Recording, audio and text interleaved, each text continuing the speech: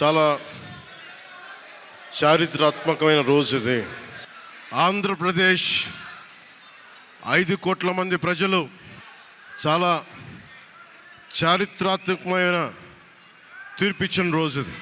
ఏ మాటకైతే మనం కట్టుబడి ఉన్నామో ఆంధ్రప్రదేశ్ ప్రజలకి జవాబుదారీతనంతో ఉన్న ప్రభుత్వం స్థాపిస్తాం, ఏ మాట మీద అయితే మనం చెప్పామో కూటమి ప్రభుత్వం ఆ మాటను నిలబెట్టుకుంటుంది. ఈరోజు మీ అందరికీ జనసేన పార్టీ ఆఫీస్ కేంద్ర కార్యాలయం నుంచి, ఈ వేదిక నుంచి ఒకటే చెప్తా ఉన్నాను మీ అందరికీ, వైసీపీ వైఎస్ జగన్ గారు కానీ వారు నాకు వ్యక్తిగతంగా నాకు శత్రువులు కాదు.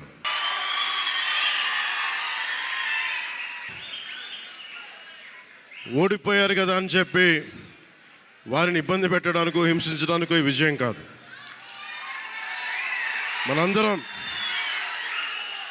మనందరం గుర్తుపెట్టుకోవాల్సింది చాలా ముఖ్యమైనది.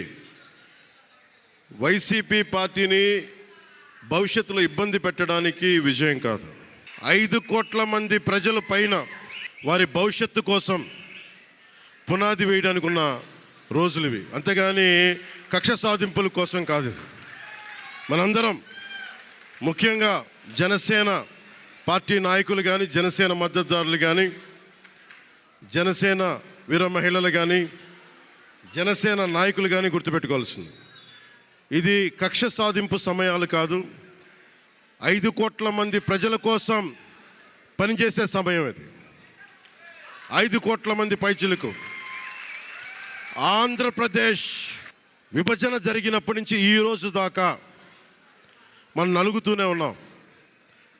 ఆ రోజులు అయిపోయినాయి, ఆ చీకటి రోజులు అయిపోయినాయి.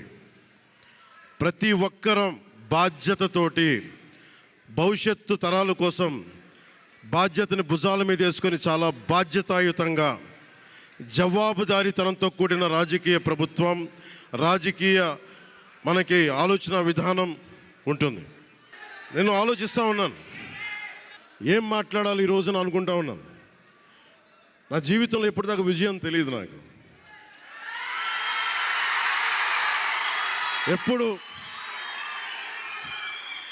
ఎప్పుడు ఒకే ఒకసారి సినిమాల్లో ఉన్నప్పుడు తొలి ప్రేమ అనే విజయం చూశాను.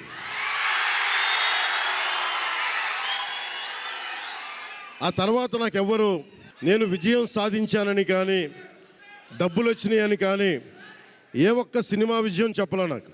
నా జీవితం అంతా ఎప్పుడు కూడా దెబ్బలు తింటానో, మాటలు పడతానో, తిట్టించుకుంటానో, నేను ఎంత ఎదిగా నాకే తెలియదు. మీ గుండెల్లో ఈ రోజు నన్ను తీసుకొచ్చి 21కి 21 గెలిచే వరకు నాకే తెలియదు.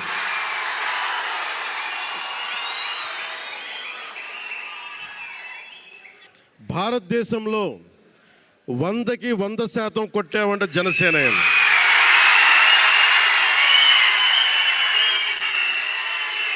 100కి 100. ఇది అంటే నేను ఎందుకు ఈ విజయం జనసేన లేదంటే మన జన సైనికులు, వీర మహిళలో జనసేన నాయకులది కాదు, కేవలం వారిదే కాదు, 5 కోట్ల మంది ప్రజల ఆకాంక్షదే. మార్పు కావాలి, పాలన మారాలి. ఇవన్నీ చాలామంది, కోట్లాది మంది ప్రజల ఆకాంక్ష. ఈరోజు ప్రజలు ఇచ్చిన తీర్పు ఇది. మనందరికీ చాలా జాగ్రత్తగా ఉండాల్సిన సమయం ఇది. కక్ష సాధింపుల సమయం కాదు ఇది. ఆంధ్రప్రదేశ్ భవిష్యత్తుకి పునాది, బలమైన పునాది వేసే సమయం అది. అన్నం పెట్టే రైతుకి అండగా ఉండే సమయం అది. రక్షణ లేని ఆడబిడ్డలకి రక్షణ కల్పించే సమయం ఇది. ఆడబిడ్డల్ని, మహిళల్ని వారి కాళ్ళ మీద వాళ్ళు నిలబడగలిగేలా చేసే సమయం ఇది. నేను ఈరోజు ప్రభుత్వ ఉద్యోగులు కూడా మాటిస్తున్నాను. కాంట్రిబ్యూటరీ పెన్షన్ స్కీమ్ నేను చెప్పాను, నేను బాధ్యత తీసుకున్నాను. ఏరు దాటాక తెప్ప తగలేసే రకం కాదు నేను. కాంట్రిబ్యూటరీ పెన్షన్ స్కీమ్ దానికి సరి సమానంగా అది కానీ మీకు న్యాయం వచ్చేలాగా సంవత్సరంలోపు తీసుకొస్తాను అని మాట ఇచ్చాం. తీసుకొచ్చి తీరుతాం. ఆ మాట మీకు ఇస్తున్నాం. మెగా డిఎస్సి నోటిఫికేషన్ విడుదల చేయించే బాధ్యత మనం తీసుకుందాం. యువత విలవిల్లాడిపోతూ ఉన్నారు. యువత నలిగిపోతూ ఉన్నారు. మీ చదువులకి తగ్గ ఉద్యోగాలు కానీ, మీ స్కిల్స్ని పెంపొందించి మీకు ఉద్యోగాలు కానీ, నేను మీకు చెప్తున్నాను, నాకు చాలా పెద్ద బాధ్యత ఇచ్చారు ప్రజలు. ఈ రోజున మామూలు బాధ్యత ఇవ్వాల.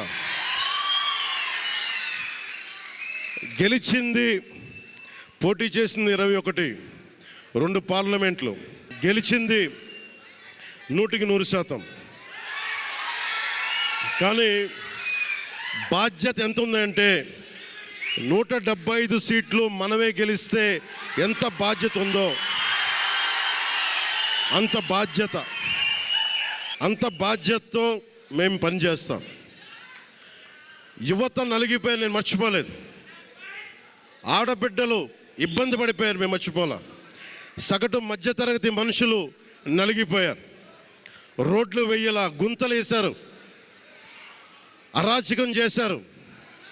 అవన్నీ శాంతి భద్రతలు చాలా చాలా బలంగా ఉంటాయి. మీకు నేను మాటిస్తున్నాను. అతి తక్కువ